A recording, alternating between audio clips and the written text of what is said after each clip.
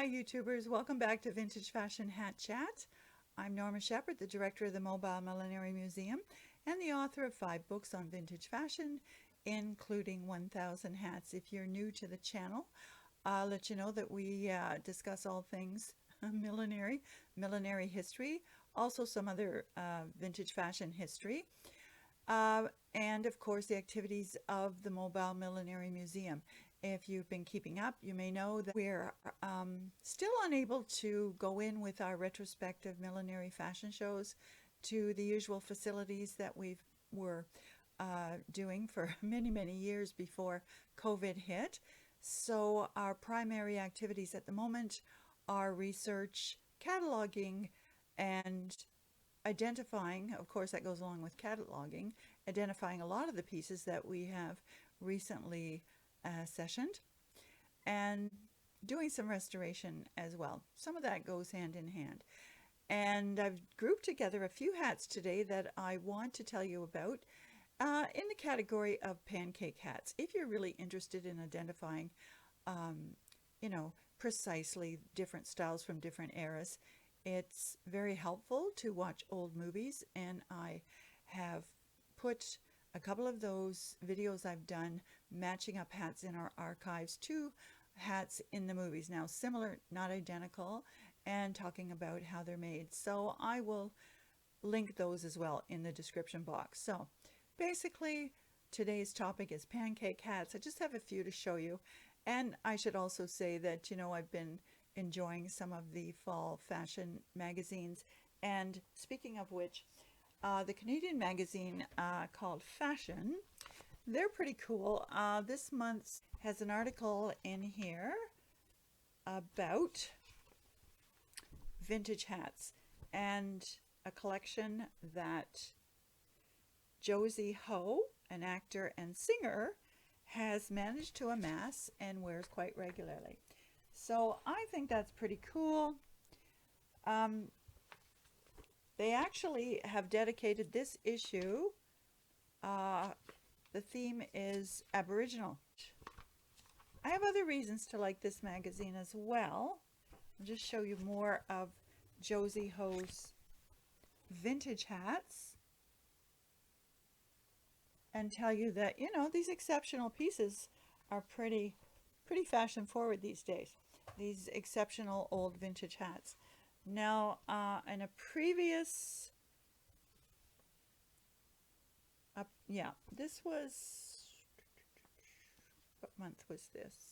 Yeah, November 2020. In this issue, they dedicated this issue to mental health, and I was quite pleased to see this article on Ardra Shephard,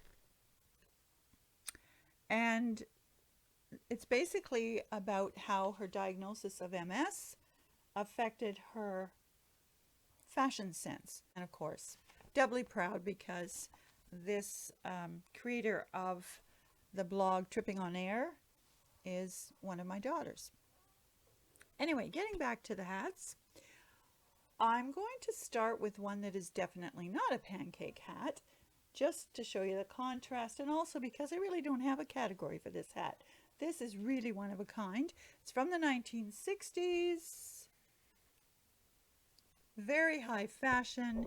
You can see the pyramid style crown, which is, you don't come across those every day. This is a gold colored nubby straw in contrast with the white, very stiff brim, which is on a wire, and it just has been shaped to fold up at the back, and I think it's pretty cool. I mean, I suppose you could drape this in black, or you could even paint it black and you'd have quite a fashionable Halloween hat, but I think we'll keep it as it is. There is no maker's label. You can see inside, you get a better look at the color of the gold because it has faded on the exterior. So there you have it, a hat that is not a pancake hat. Now there is a style that is a very flat hat that is sometimes mistaken for a pancake hat, and that is the dish hat. 1947, Christian Dior, with his new look, the very full skirted cinched waist, fitted bodice dresses. this was the design of hat that was made to accessorize such an ensemble, and that is the dish hat. Now, of course, over the centuries and the decades, there are classic styles that have been done again and again, but every now and then a new style that's completely different. It doesn't happen very often, but it kind of makes the scene. And I think the dish hat qualifies for that. It has basically, there's only two things you can do to the design of a hat. You can alter the crown, or you can alter the brim, or of course you could do without one or the other. But the dish hat, the brim extends from the crown. These hats have an inner crown made with little wire prongs so that the hat stays on your head. But they are very flat. This particular one is trimmed all around with little white fabric leaves. Almost like you would do a pie crust. But I must tell you, there is a style of hat called a pie crust hat, and this is not it. All right, so let's move on to what is a pancake hat. Here's a very, very flat hat, a coarse straw from the 1930s. This is a pancake hat. Very, very squishy, shallow crown. It's not made to stand up high. It's very simply trimmed with a little bit of dotted veiling, and then these velvet, and I suppose they might be cotton flowers on little wire stems. Very simple. The inner crown is lined, so that's one of the hallmarks of an early hat. It's kind of a sober little piece, and you could secure this to your hair with a little hat pin. So a little daytime hat from the 1930s. Now another little 30s piece is this one with a very shallow crown again. Once again, it's a coarse straw, and it's banded in a contrast cellophane straw that gives it a bit of shine. It's not circular. You'll get a better sense of the shape when I show you the interior.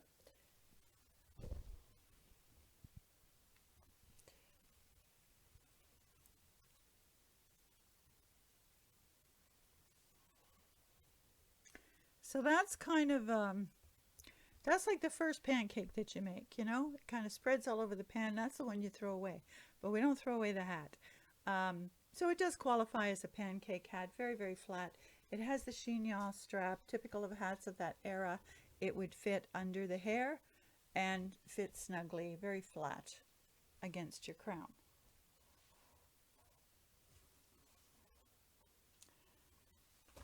Now the next one is I'd say it's even flatter. This one, and I should say, maybe I should have also brought along some cartwheel hats, because sometimes the pancake hats can be mistaken for cartwheels and vice versa. But cartwheel hats, although they have a shallow crown, they have a much wider brim. So this one, very, very shallow. Of course, the flowers that they've trimmed the crown with give it more height, but it's still pretty flat. And then you have this inner crown, which is going to hug your head, keep it on, and then the chignon strap. So it could be worn on a tilt. And this one is from the 1940s. Again, have a look at the old movies. I have linked to a couple of them in the description box. It's a good way to get an idea of dating some of these mid-20th century hats.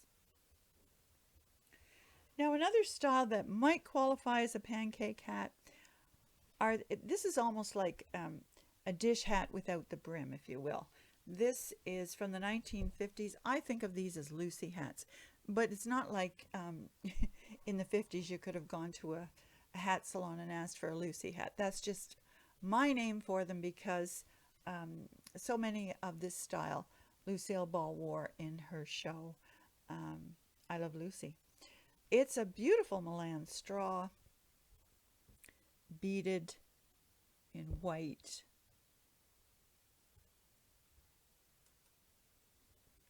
Lovely pattern, a little bit of veiling, and so many of these hats did have delicate veiling.